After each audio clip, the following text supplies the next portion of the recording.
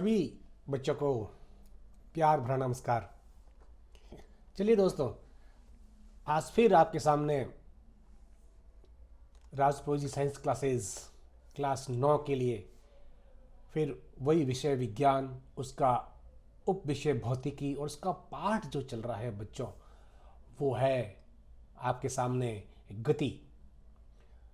गति के अंदर हमने काफ़ी कुछ पढ़ चुके हैं, जिसके अंदर हमने एक गति इटसेल्फ जो शब्द है इसको लेकर हमने एक वीडियो, जो हमारा पहला वीडियो था, उसके अंदर एक गति और स्थिर अवस्था, गति अवस्था और स्थिर अवस्था के बारे में बताया गया था। फिर दूसरे जो है हमने बताया था एक मूल बिंदु के बारे में कि मूल बिंदु क्या होता है और उसके सापेक्ष गति और स्थिर अवस्था क्या होती है। तो ये सारे मूल बिंदु के सापेक्ष ही गति और स्थिर अवस्था को हम बोलते हैं। तीसरा और चौथा वीडियो जो था हमारा, हमने बनाया था दूरी और विस्थापन के रूप में, जिसके अंदर हमने विस्तार से बताया था कि दूरी और विस्थापन क्या होता है। ये एक दूसरे के समानांतर नहीं हो सकते, दोनों एक नहीं हो सकते, दोनों अलग अलग चीज़ें हैं। और हमने आपको डिटेल में बताया था दूरी और विस्थापन के अंदर क्या अंतर है, वो भी हमने आपको बताया था। ठीक है बच्चों, तो आज हम जो ये शब्द गति है, इसको लेकर हम पाठ का नाम जो है गति, इसी पॉइंट को लेकर हम आगे बढ़ रहे हैं। तो आइए, मोस्ट वेलकम इस राजप्रोजी साइंस क्लासेस के अंदर। और इस पाठ गति के अंदर आज हम दो टॉपिक ही पढ़ेंगे, एक समान गति और असमान गति। एक समान और असमान। ठीक है बच्चों, वीडियो बहुत छोटा बनेगा, ज़्यादा बड़ा नहीं बनेगा। मैं आपके लिए कोशिश करता हूँ कि वीडियो जितना छोटा और अच्छा हो, बहुत कंसाइज रूप में हो, बहुत ही ऐसे पॉइंट्स हो जो कि बिल्कुल आपके दिमाग के अंदर से हो, कि बिल्कुल जान में उतर जाए, दिल में उतर जाए। ऐसी बातें हम सिर्फ और सिर्फ 10-15 मिनट या हद से ज़्यादा 20 मिनट के वीडियो के अंदर हम आपको देते हैं। और इसी से हमारी क्रेडिबिलिटी बनी हुई है कि राजप्रोजी साइंस क्लासेस जो कितना अच्छा वीडियो बनाते हैं और शॉर्ट और स्वीट के रूप में। तो अब हम एक समान गति और असमान गति, आज ये दो पॉइंट लेके चल रहे हैं। तो आइए शुरू करते हैं हमारे एक समान गति और असमान गति। चलिए इसके आगे का हम पाठ इस प्रकार से शुरू करते हैं। देखिए, एक समान गति और असमान गति, ये आपके सामने एक परिभाषा लिखी हुई है। ठीक है बच्चों, कि एक समान मतलब इस शब्द से ही आपको पता लग जाएगा कि एक समान गति है। ठीक है, और जैसे असमान गति की जो कि इसमें समानता नहीं है, तो समानता और असमानता किसके अंदर, ये इन दोनों चीज़ों को हम देखें तो जो हमने आपको बताया था कि मूल बिंदु से, ये मान लो मूल बिंदु ए है। अगर आपने हमारा मूल बिंदु वाला वीडियो न देखा होगा तो आपको यहाँ पर डिस्क्रिप्शन के अंदर दे दिया जाएगा, वहाँ जाके आप देख लीजिएगा। बहुत अच्छा वीडियो, उसके अंदर बहुत डिटेल में दिया हुआ है, अच्छी तरह आपको समझ में आ जाएगा। तो यहाँ की जो वस्तु आगे बढ़ती है, इसको हम बोलते हैं कि इसकी स्थिति बदल रही है, और इसी को बोलते हैं गति। ठीक है, अब ये गति तो बदलती है, लेकिन ये इसकी जो स्थिति बदल रही है, इसके साथ साथ में एक चीज और बदल रही है। वो क्या है बच्चों? थोड़ा सा दिमाग लगाइए जरा, कि इसकी वस्तु की स्थिति पहले यहाँ थी, फिर यहाँ आ गई, मतलब कि पहले 1 किलोमीटर थी, फिर 2 किलोमीटर आ गई, फिर 5 किलोमीटर आ गई, फिर 10 किलोमीटर चले गए। अब ये तो दूरी जो स्थिति है दूरी के रूप में बदल रही है, लेकिन एक चीज और बदल रही है। वो क्या है? समय। समय भी तो बदल रहा है। ठीक है ना बच्चों? तो दूरी जो तय की गई है, या इसकी वस्तु की स्थिति, जिसको हम स्थिति बोलते हैं, कि पहले ए बिंदु से 1 किलोमीटर स्थित था, फिर 2 किलोमीटर स्थित हुआ, फिर 5 किलोमीटर स्थित हुआ, फिर 10 किलोमीटर स्थित हुआ। इस प्रकार इसको समझने के लिए फिर समय जो है, इस समय का भी हमें उपयोग लेना पड़ेगा। तो जैसे जैसे समय आगे बढ़ता है, दूरी भी बदलती है। तो इन दोनों के अंदर जो संबंध है, दूरी और समय, इनको लेकर एक समान और असमान चीजें बनाई गई है। आगे बात बच्चों समझ में?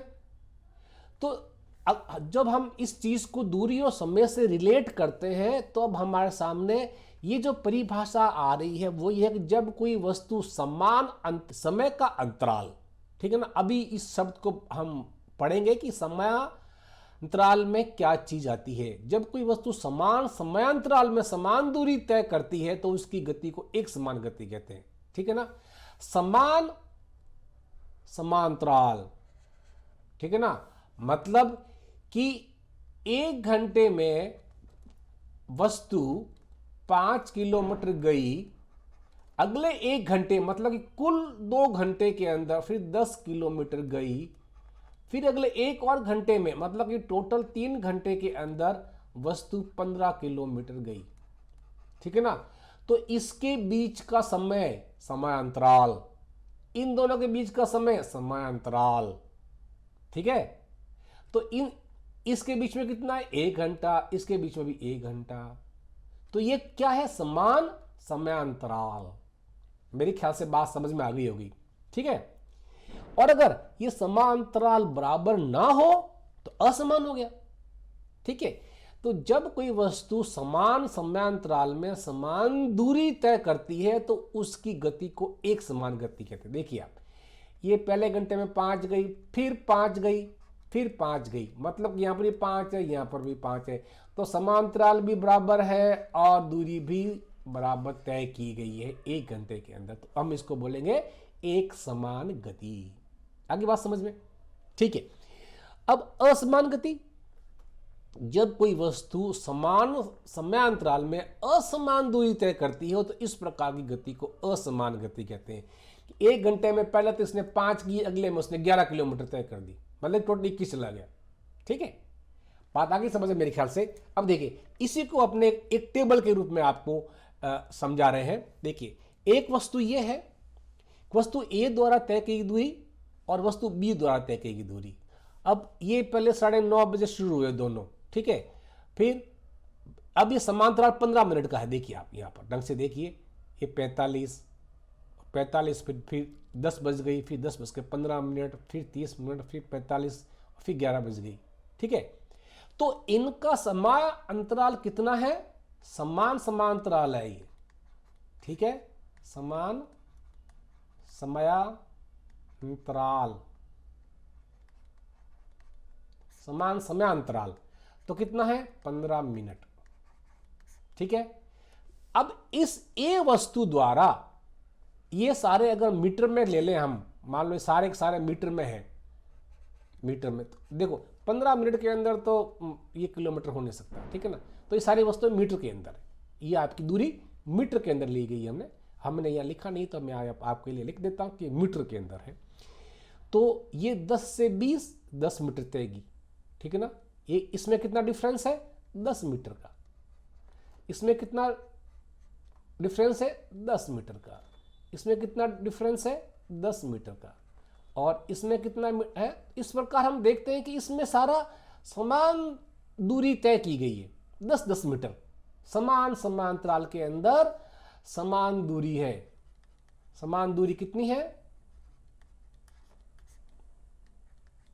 10 मीटर। आगे बच्चों समझ में, मेरे ख्याल से समझ में आ गई होगी। अब अगर ये वस्तु ए द्वारा, अब ये वस्तु बी द्वारा देखिएगा, इसके अंदर दूरी कितनी तय की गई, 7 मीटर। फिर ये कितनी मीटर होगी कि 4 मीटर।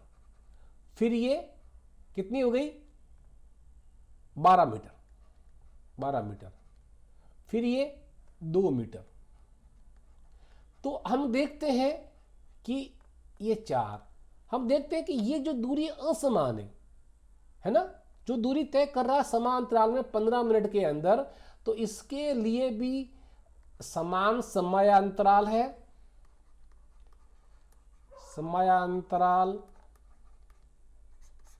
कितना है, 15 मिनट, और इसने हर मिनट, हर 15 मिनट में जो है असमान दूरी तय की है, असमान दूरी। बात आ गई बच्चों, यहां पर है आपने समान दूरी। तो मेरे ख्याल से आपको बात समझ में आ गई होगी कि समांतराल, समान समयांतराल के अंदर समान दूरी तय करना, ठीक है। हम इसमें अभी कंक्लूजन कर लेते हैं, छोटा वीडियो बहुत है, आपको समझ में आ गया होगा, कोई इसके अंदर दिक्कत नहीं है कि समान समयांतराल में समान दूरी। तो क्या हो गया ये? एक समान गति, ठीक है। दूसरा कि समान समांतराल में असमान दूरी, ठीक है बच्चों। तो ये क्या हो गया? असमान गति, और ये है समान गति। बहुत ही सिंपल, चीजों को बहुत ही सिंपल करके देखिए, कॉम्प्लिकेटेड नहीं, बिल्कुल सिंपल करके देखिए, तब आपको चीजें बहुत ही आसान रहेगी और याद करने में भी बहुत आसान रहेगी, ठीक है। और जैसे हम रोटी खाते हैं बच्चों, तो हम पूरी की पूरी रोटी नहीं खाते हैं ऐसे कैसी, हम उसको टुकड़े टुकड़े करके खाते हैं, नहीं?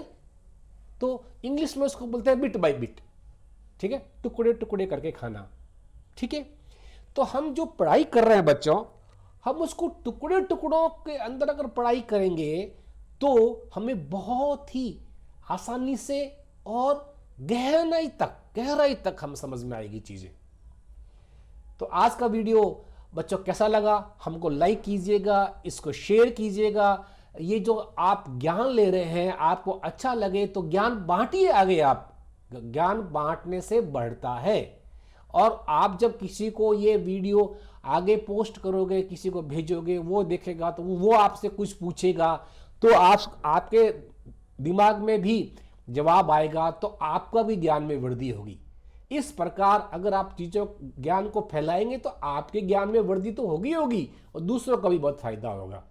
तो ये सब कुछ फ्री चीजें हैं, आप करिएगा, इसको फैलाइएगा, बहुत अपने दोस्तों को, अपने रिश्तेदारों को, अच्छे लोगों को भेजिएगा। एक बार फिर हम आपके सामने हाजिर होंगे अगली जो वीडियो लेकर। तब तक के लिए आज्ञा दीजिए। बहुत बहुत धन्यवाद।